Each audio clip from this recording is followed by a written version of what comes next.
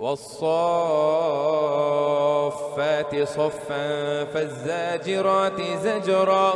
فالتاليات ذكرا إن إلهكم لواحد رب السماوات والأرض وما بينهما ورب المشارق إنا زينا السماء الدنيا بزينة الكواكب وحفظا من كل شيطان مارد لا يسمعون إلى الملأ الأعلى ويقذفون من كل جانب دحورا ولهم عذاب واصب إلا من خطف الخطفة فأتبعه شهاب ثاقب فاستفتهم أهم أشد خلقا أم من خلقنا إنا خلقناهم من طين لازب بل عجبت ويسخرون وإذا ذكروا لا يذكرون وإذا رأوا آية يستسخرون وقالوا إن هذا إلا سحر مبين أإذا متنا وكنا ترابا وعظاما أإنا لمبعوثون أو آباؤنا الأولون قل نعم وأنتم داخرون فإنما هي زجرة واحدة فإذا هم ينظرون وقالوا يا ويلنا هذا يوم الدين هذا يوم الفصل الذي كنتم به تكذبون احشروا الذين ظلموا وأزواجهم وما كانوا يعبدون من دون الله فاهدوهم إلى صراط الجحيم وقفوهم إنهم مسؤولون ما لكم لا تناصرون بل هم اليوم مستسلمون وأقبل بعضهم على بعض يتساءلون قالوا إنكم تأتوننا عن اليمين وأقبل بعضهم على بعض يتساءلون قالوا إنكم كنتم تأتوننا عن اليمين قالوا بل لم تكونوا مؤمنين وما كان لنا عليكم من سلطان بل كنتم قوما طاغين فحق علينا قول ربنا إنا لذائقون فأغويناكم إنا كنا غاوين فإنهم يومئذ في العذاب مشتركون إنا كذلك نفعل بالمجرمين إنهم كانوا إذا قيل لهم لا إله إلا الله لا إله إلا الله يستكبرون ويقولون أئنا لتاركوا آلهتنا لشاعر مجنون بل جاء بالحق وصدق المرسلين إنكم لذائق العذاب الأليم وما تجزون إلا ما كنتم تعملون إلا عباد الله المخلصين أولئك لهم رزق معلوم فواكه وهم مكرمون في جنات النعيم على سرر متقابلين يطاف عليهم بكأس من معين بيضاء لذة للشاربين لا فيها غول ولا هم عنها يوزفون وعندهم قاصرات الطرف عين كأنهن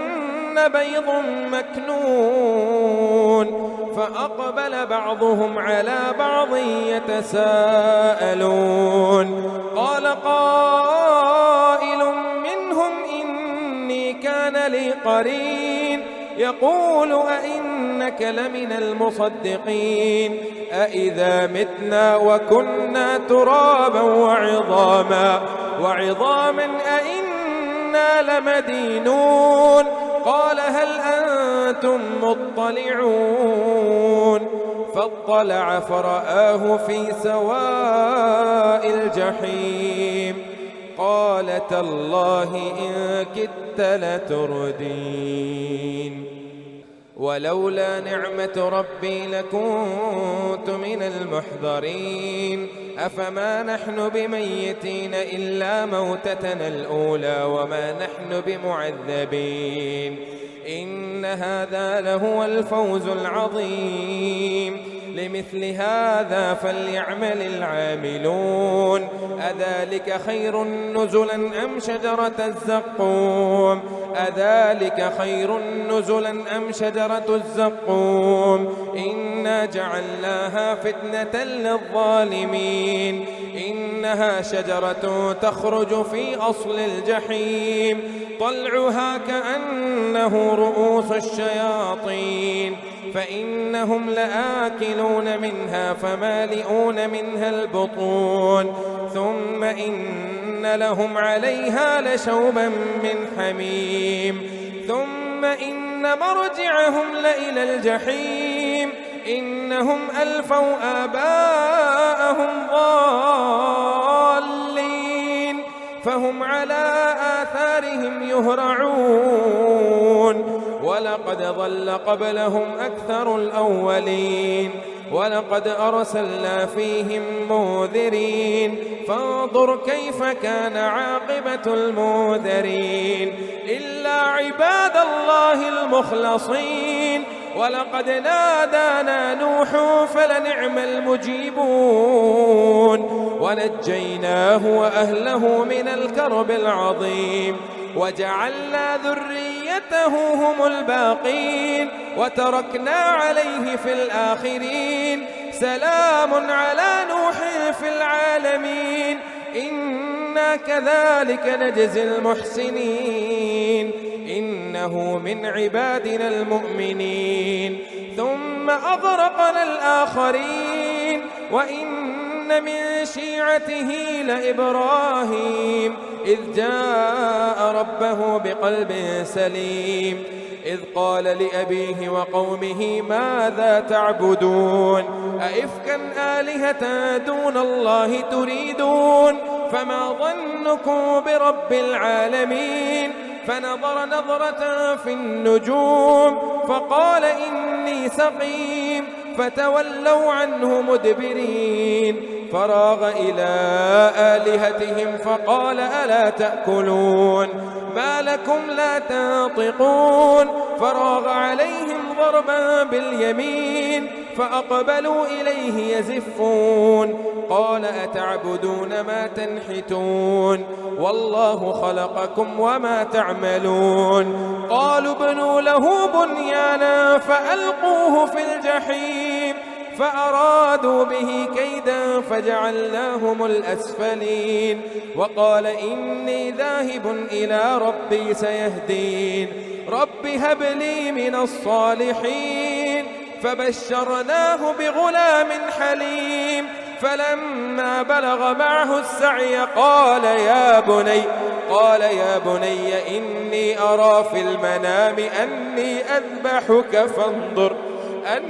أضبحك فانظر ماذا ترى قال يا أبت افعل ما تؤمر ستجدني إن شاء الله من الصابرين فلما أسلما وتله للجبين وناديناه أن يا إبراهيم قد صدقت الرؤيا إنا كذلك نجزي المحسنين إن هذا لهو البلاء المبين وفديناه بذبح عظيم وتركنا عليه في الآخرين سلام على إبراهيم كذلك نجزي المحسنين إنه من عبادنا المؤمنين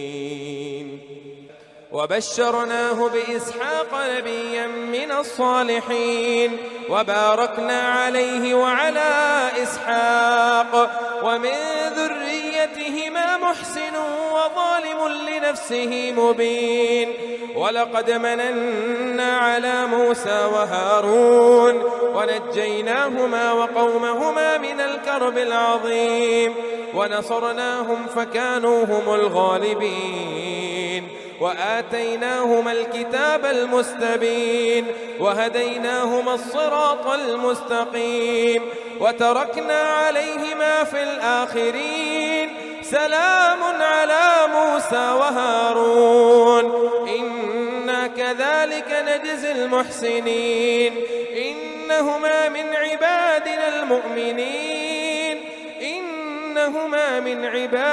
المؤمنين وإن إلياس لمن المرسلين إذ قال لقومه ألا تتقون أتدعون بعلا وتذرون أحسن الخالقين الله ربكم ورب آبائكم الأولين فكذبوه فإنهم لمحذرون إلا عباد الله المخلصين وتركنا عليه في الآخرين. سلام على الياسين إنا كذلك نجزي المحسنين إنه من عبادنا المؤمنين وإن لوطا لمن المرسلين إذ نجيناه وأهله أجمعين إلا عجوزا في الغابرين ثم دمرنا الآخرين وإنكم لتمرون عليهم مصبحين وبالليل أفلا تعقلون. وإن يونس لمن المرسلين إذ أبق إلى الفلك المشحون فساهم فكان من المدحضين فالتقمه الحوت وهو مليم فلولا أنه كان من المسبحين للبث في بطنه إلى يوم يبعثون فنبذناه بالعراء وهو سقيم وأنبتنا عليه شجرة من يقطين وأرسلناه إلى 100,000 أو يزيدون فآمنوا فمتعناهم إلى حين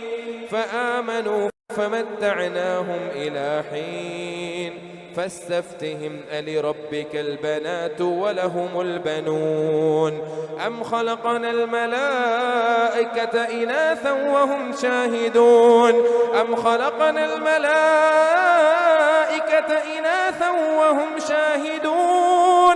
ألا إنهم من إفكهم ليقولون ولد الله وإنهم لكاذبون أصطفى البنات على البنين ما لكم كيف تحكمون أفلا تذكرون أم لكم سلطان مبين فأتوا بكتابكم إن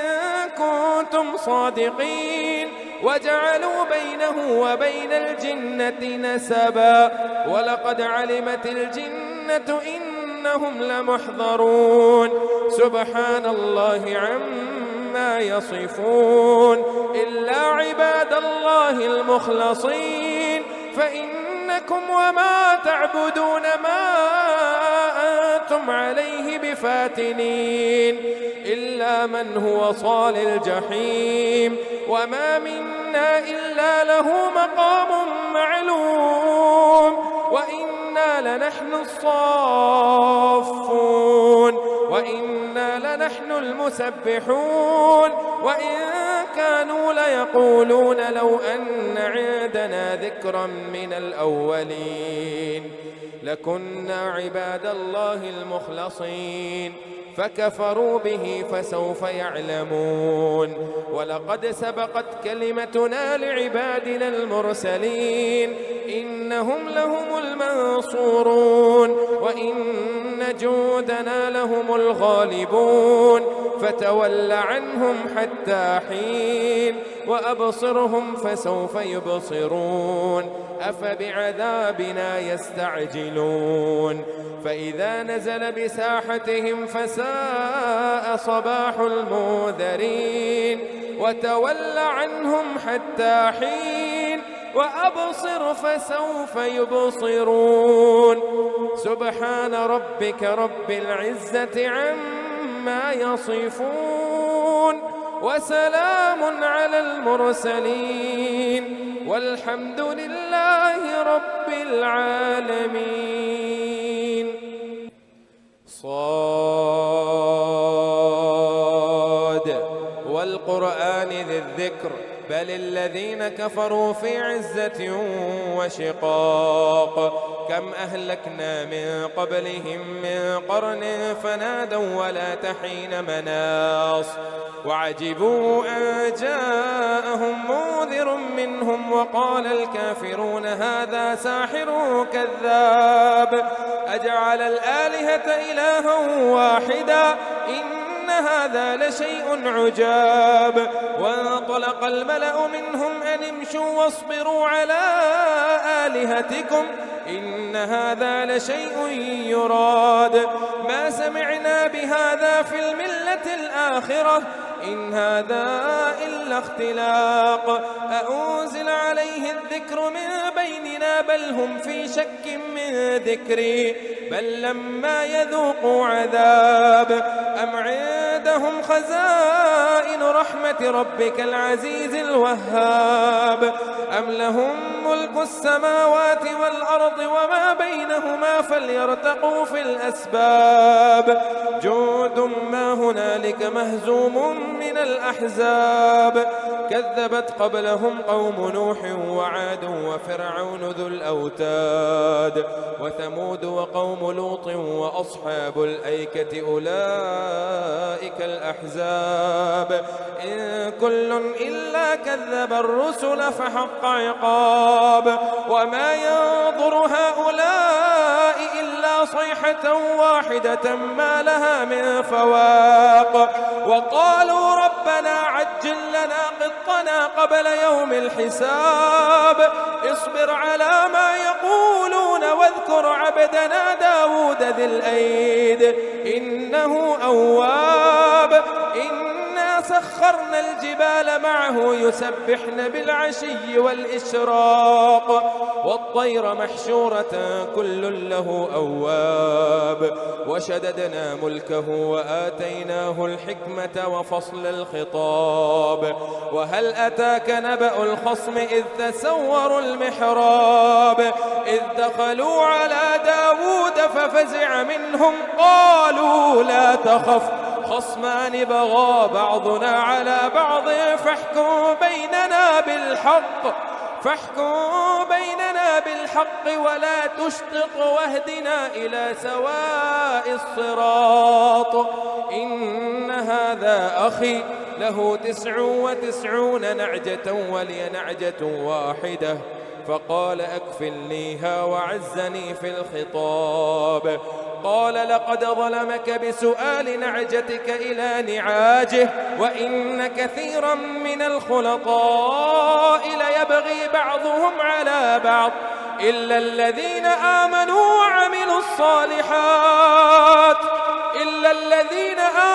وعملوا الصالحات وقليل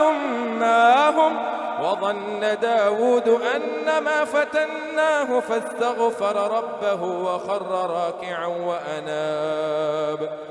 فغفرنا له ذلك وإن له عندنا لزلفى وحسن مآب يا داود إنا جعلناك خليفة في الأرض فاحكم بين الناس بالحق ولا تتبع الهوى فيضلك عن سبيل الله إن الذين يضلون عن سبيل الله لهم عذاب شديد بما نسوا يوم الحساب وما خلقنا السماء والأرض وما بينهما باطلا ذلك ظن الذين كفروا فويل للذين كفروا من النار أم نجعل الذين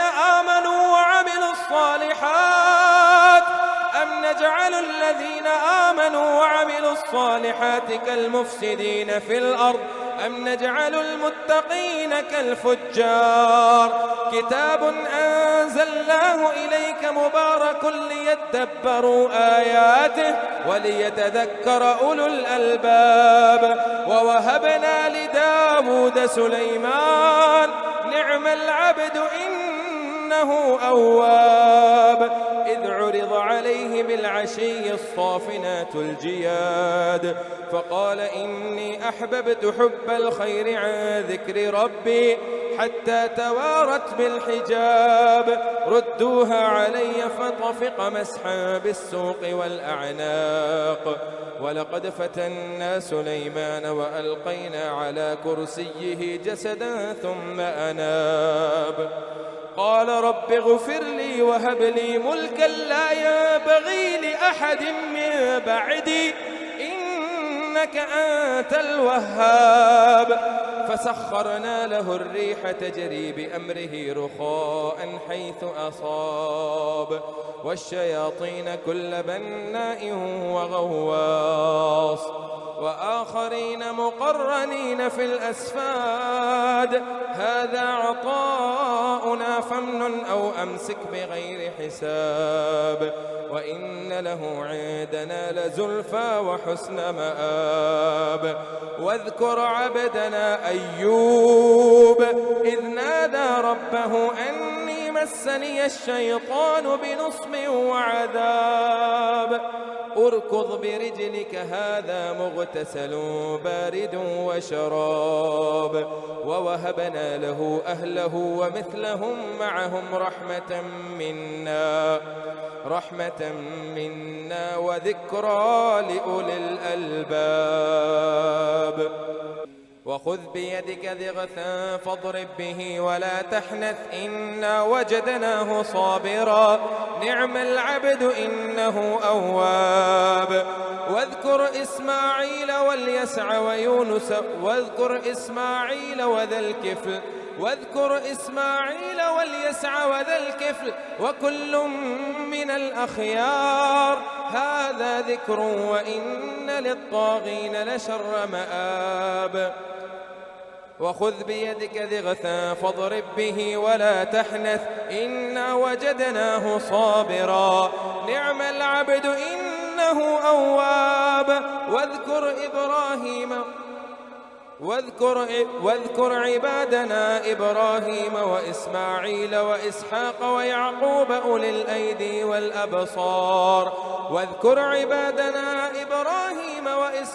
ويعقوب أولي الأيدي والأبصار إنا أخلصناه بخالصة ذكر الدار وإنهم عندنا لمن المصطفين الأخيار هذا ذكر واذكر إسماعيل واليسع وذا الكفل وكل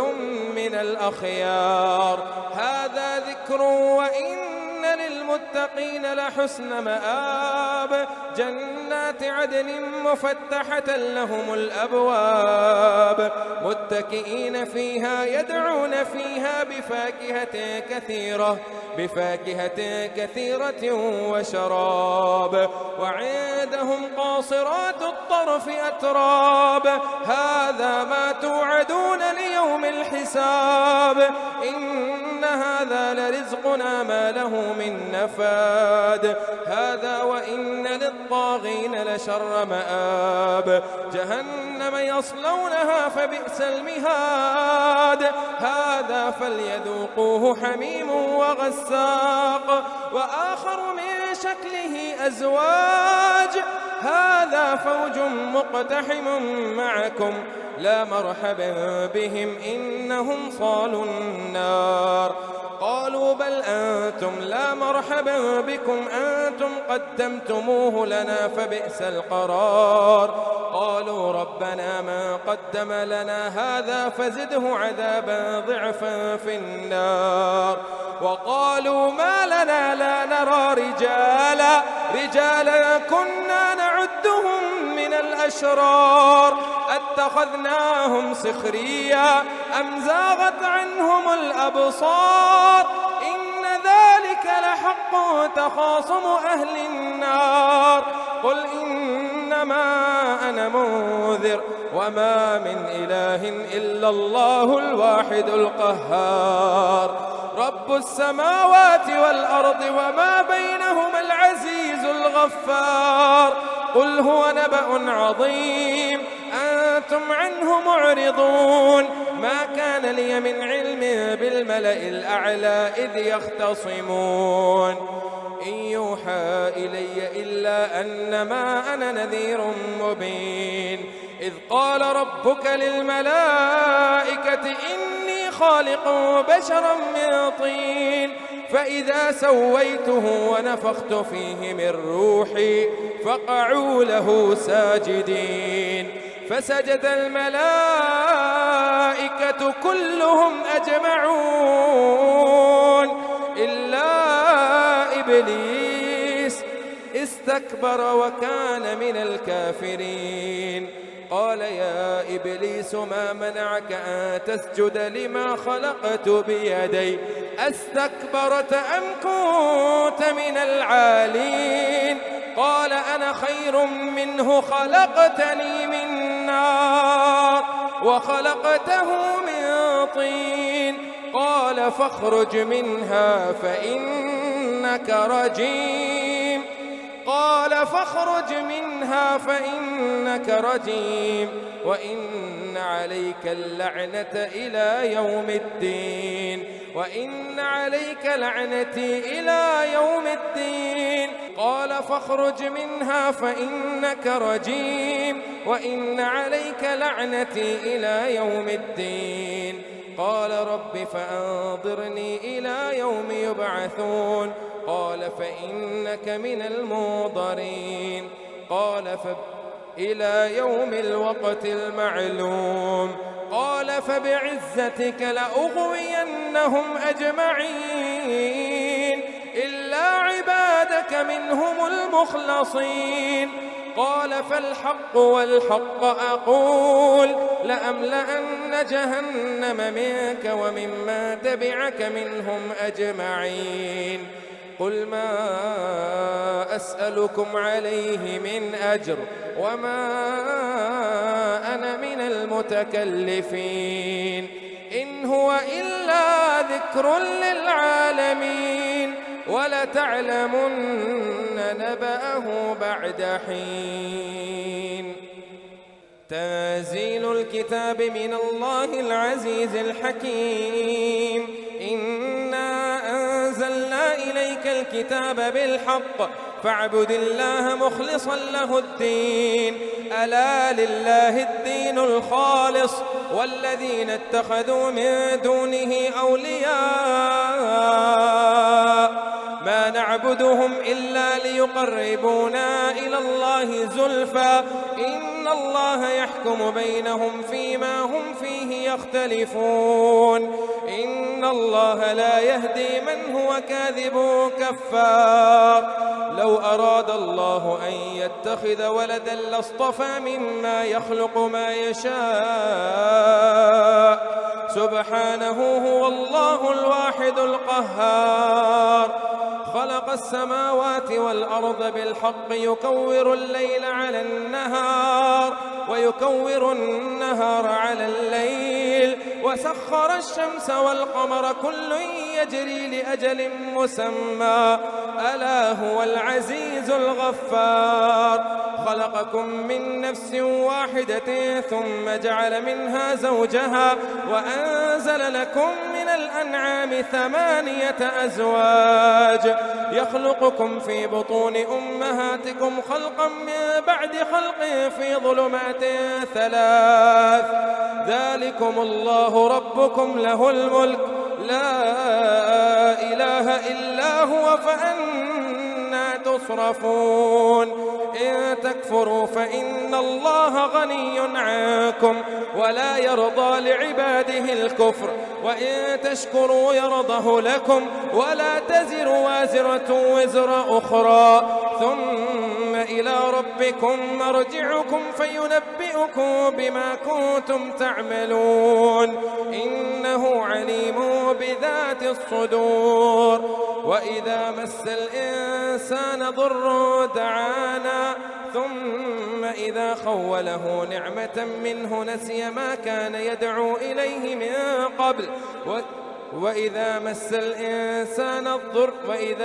الإنسان ضر دعا ربه منيبا إليه ثم إذا خوله نعمة منه نسي ما كان يدعو إليه من قبل وجعل لله أندادا ليضل عن سبيله قل تمتع بكفرك قليلا إنك من أصحاب النار أمن هو قانت آناء الليل ساجدا وقائما يحذر الآخرة ويرجو رحمة ربه قل هل يستوي الذين يعلمون والذين لا يعلمون إنما يتذكر أولو الألباب قل يا عباد الذين آمنوا اتقوا ربكم للذين أحسنوا في هذه الدنيا حسنة وأرض الله واسعة إنما يوفى الصابرون أجره بغير حساب قل إني أمرت أن أعبد الله مخلصا له الدين وأمرت لأن أكون أول المسلمين قل إني أخاف إن عصيت ربي عذاب يوم عظيم قل الله أعبد مخلصا له ديني فاعبدوا ما شئتم من دونه قل إن الخاسرين الذين خسروا أنفسهم وأهليهم يوم القيامة ألا إن الظالمين في عذاب مقيم قل إن الخاسرين الذين خسروا أنفسهم وأهليهم يوم القيامة ألا ذلك هو الخسران المبين لهم من فوقهم ظلل من النار ومن تحتهم ظلل ذلك يخوف الله به عباده يا عباد فاتقون والذين اجتنبوا الطاغوت أن يعبدوها وأنابوا إلى الله لهم البشرى فبشر عباد الذين يستمعون القول فيتبعون أحسنه أولئك الذين هداهم الله وأولئك هم أولو الألباب أفمن حق عليه كلمة العذاب أفأنت تنقذ من في النار لكن الذين اتقوا ربهم لهم غرف من فوقها غرف مبنية تجري من تحتها الأنهار وعد الله لا يخلف الله الميعاد ألم تر أن الله أنزل من السماء ماء فسلكه ينابيع في الأرض ثم يخرج به زرعا مختلف ألوانه ثم يهيج فتراه مصفرا ألم تر أن الله أنزل من السماء ماء فسلكه ينابيع في الأرض ثم يخرج به زرعا مختلفا ألوانه ثم يهيج فتراه مصفرا ثم يجعله حطاما إن في ذلك لذكرى لأولي الألباب أفمن شرح الله صدره للإسلام فهو على نور من ربه فويل للقاسية قلوبهم من ذكر الله أولئك في ضلال مبين الله نزل أحسن الحديث كتابا متشابها مثانية تقشعر منه جلود الذين يخشون ربهم ثم تلين جلودهم وقلوبهم إلى ذكر الله ذلك هدى الله يهدي به من يشاء ومن يضلل الله فما له من هاد أفمن يتقي بوجهه سوء العذاب يوم القيامة وقيل للظالمين ذوقوا ما كنتم تكسبون. كذب الذين من قبلهم فأتاهم العذاب من حيث لا يشعرون فأذاقهم الله الخزي في الحياة الدنيا ولعذاب الآخرة أكبر لو كانوا يعلمون. ولقد ضربنا للناس في هذا القرآن من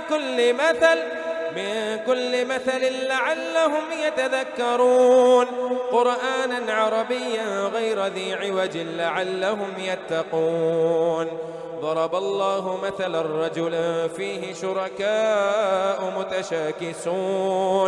متشاكسون ورجلا سلما لرجل هل يستويان مثلا الحمد لله بل أكثرهم لا يعلمون. إنك ميت وإنهم ميتون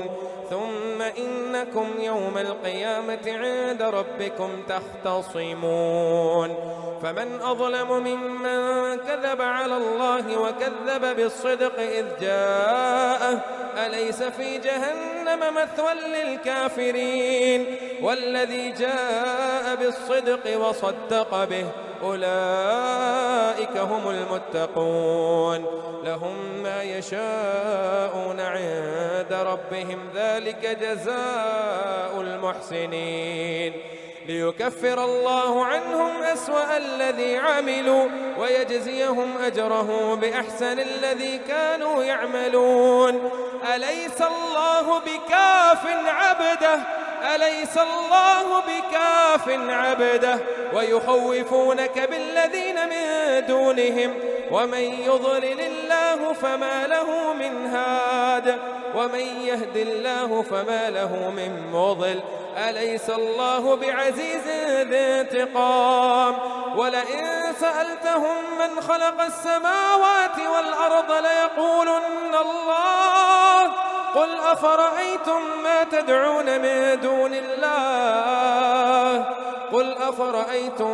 تدعون من دون الله إن أرادني الله بضر هل هن كاشفات ضره أو أرادني برحمة هل هن ممسكات رحمته قل حسبي الله عليه يتوكل المتوكلون. قل يا قوم اعملوا على مكانتكم إني عامل فسوف تعلمون من يأتيه عذاب يخزيه ويحل عليه عذاب مقيم. إنا أنزلنا إليك الكتاب للناس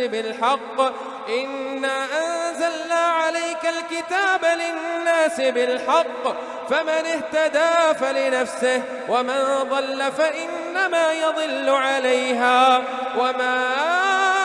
أنت عليهم بوكيل. الله يتوفى الأنفس حين موتها والتي لم تمت في منامها فيمسك التي قضى عليها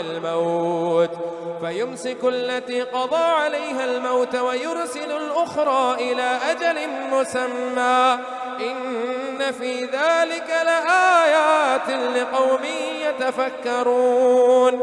أم اتخذوا من دون الله شفعاء قل أولو كانوا لا يملكون شيئا ولا يعقلون. قل لله الشفاعة جميعا له ملك السماوات والأرض ثم إليه ترجعون. وإذا ذكر الله وحده اشمأزت قلوب الذين لا يؤمنون بالآخرة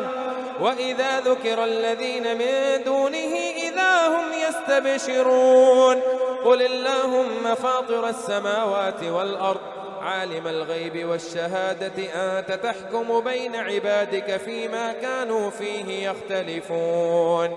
ولو أن للذين ظلموا ما في الأرض جميعا ومثله معه لافتدوا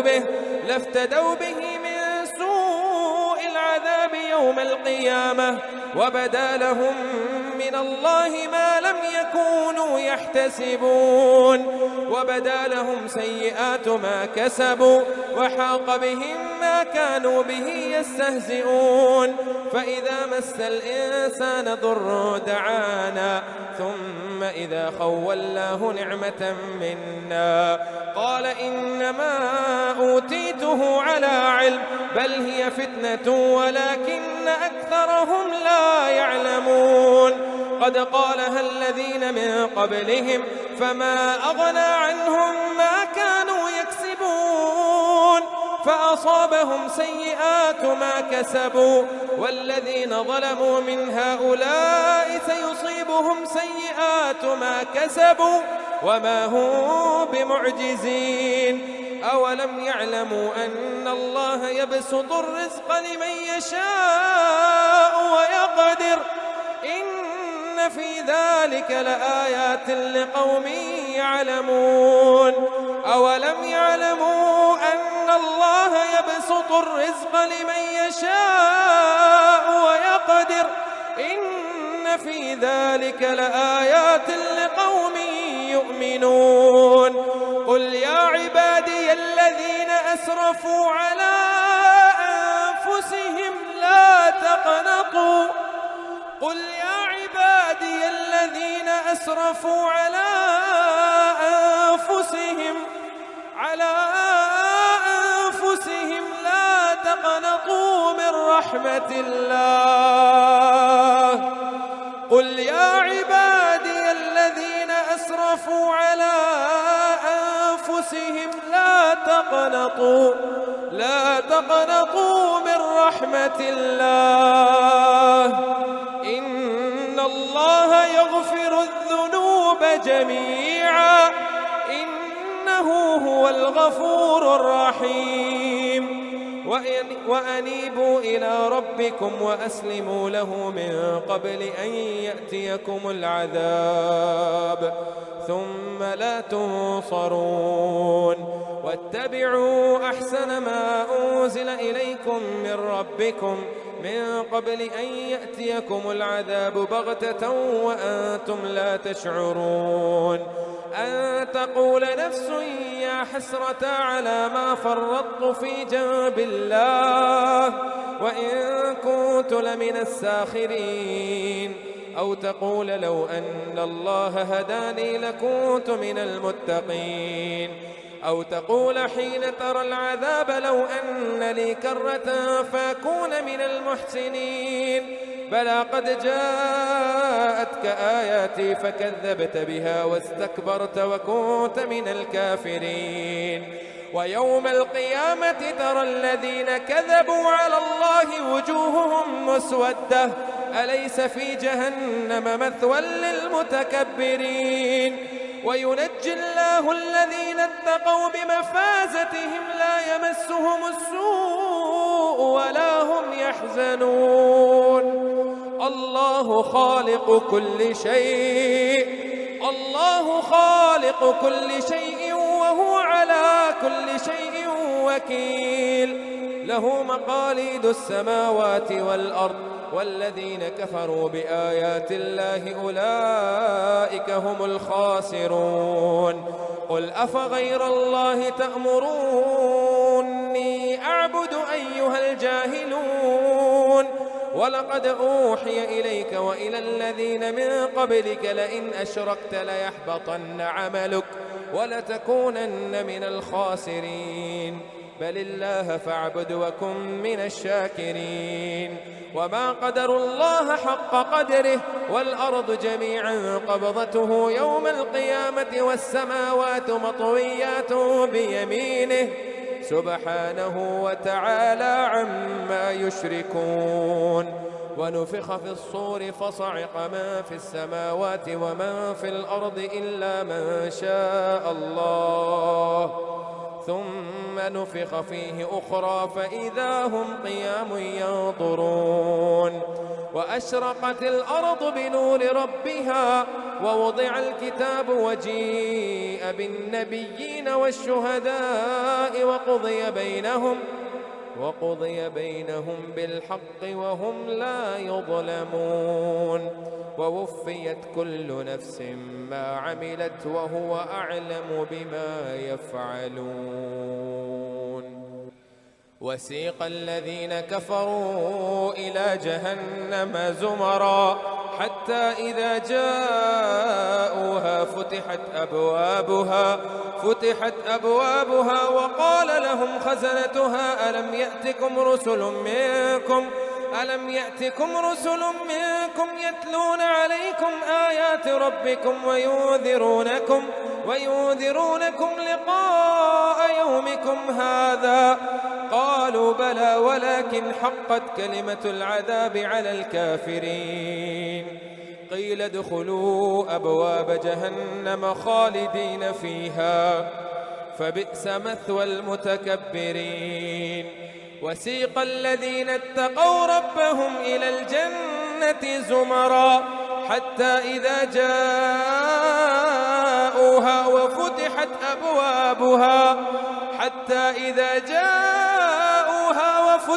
أبوابها وقال لهم خزنتها سلام عليكم طبتم فادخلوها خالدين. وقالوا الحمد لله الذي صدقنا وعده وأورثنا الأرض نتبوأ من الجنة حيث نشاء فنعم أجر العاملين. وترى الملائكة حافين من حول العرش يسبحون بحمد ربهم وقضي بينهم بالحق وقيل الحمد لله رب العالمين. حميم تنزيل الكتاب من الله العزيز العليم غافر الذنب وقابل التوب شديد العقاب ذي الطول لا إله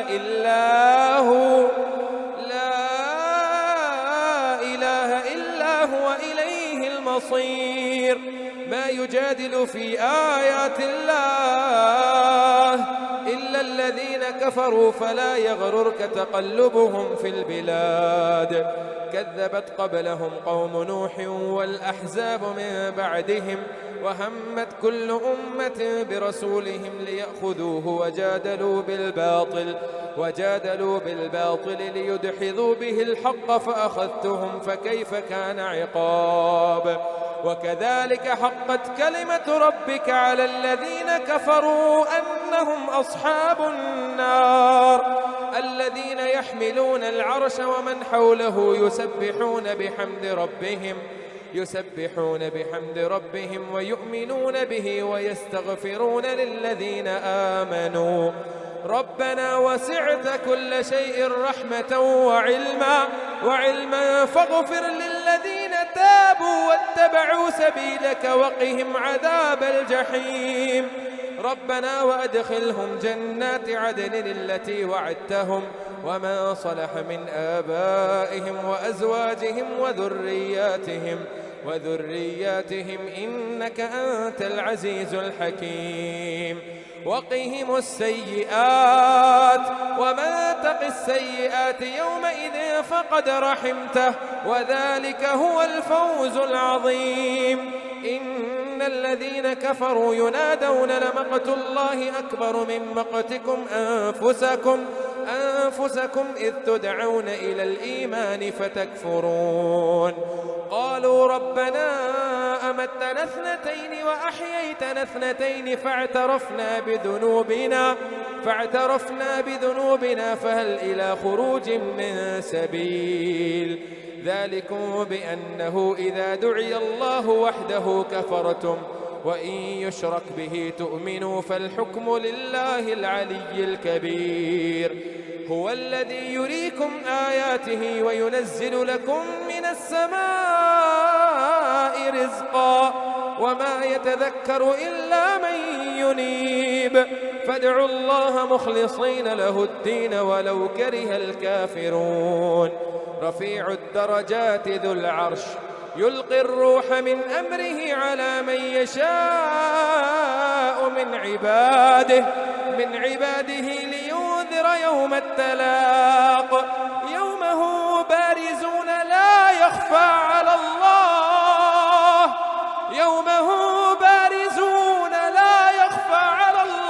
منهم شيء.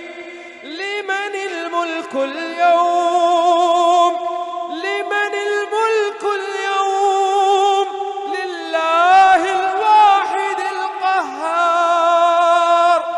اليوم تجزى كل نفس بما كسبت لا ظلم اليوم إن الله سريع الحساب. وأنذرهم يوم الآزفة إذ القلوب لدى الحناجر كاظمين ما للظالمين من حميم ولا شفيع يطاع يعلم خائنة الأعين وما تخفي الصدور والله يقضي بالحق والذين يدعون من دونه لا يقضون بشيء إن الله هو السميع البصير. أولم يسيروا في الأرض فينظروا كيف كان عاقبة الذين كانوا من قبلهم كانوا هم أشد منهم قوة وآثارا في الأرض فأخذهم الله بذنوبهم وما كان لهم من الله من واق. ذلك بأنهم كانت تأتيهم رسله بالبينات فكفروا فأخذهم الله إنه قوي شديد العقاب. ولقد أرسلنا موسى بآياتنا وسلطان مبين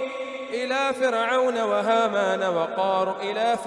وهامان وقارون فقالوا ساحر كذاب. فلما جاءه بالحق من عندنا قالوا اقتلوا أبناء الذين آمنوا معه واستحيوا نساءهم وما كيد الكافرين إلا في ضلال. وقال فرعون ذروني أقتل موسى وليدع ربه إني أخاف أن يبدل دينكم أو أن يظهر في الأرض الفساد. وقال موسى إني عذت بربي وربكم من كل متكبر لا يؤمن بيوم الحساب. وقال رجل مؤمن من آل فرعون يكتم إيمانه أتقتلون رجلا أن يقول ربي الله وقد جاءكم بالبينات من ربكم وإن يك كاذبا فعليه كذبه وإن يك صادقا يصبكم بعض الذي يعدكم إن الله لا يهدي من هو مسرف كذاب. يا قوم لكم الملك اليوم ظاهرين في الأرض فمن ينصرنا من بأس الله إن جاءنا. قال فرعون ما أريكم إلا ما أرى وما أهديكم إلا سبيل الرشاد. وقال الذي آمن يا قوم إني أخاف عليكم مثل يوم الأحزاب مثل دأب قوم نوح وعاد وثمود والذين من بعدهم وما الله يريد ظلما للعباد. ويا قوم إني أخاف عليكم يوم التناد يوم تولون مدبرين ما لكم من الله من عاصم ومن يضلل الله فما له من هاد. ولقد جاءكم يوسف من قبل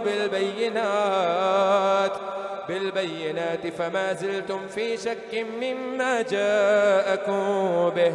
حتى إذا هلك قلتم لن يبعث الله من بعده رسولا كذلك يضل الله من هو مسرف مرتاب.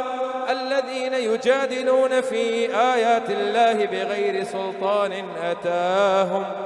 كبر مقتا عند الله وعند الذين آمنوا كذلك يطبع الله على كل قلب متكبر جبار. وقال فرعون يا هامان ابن لي صرحا لعلي أبلغ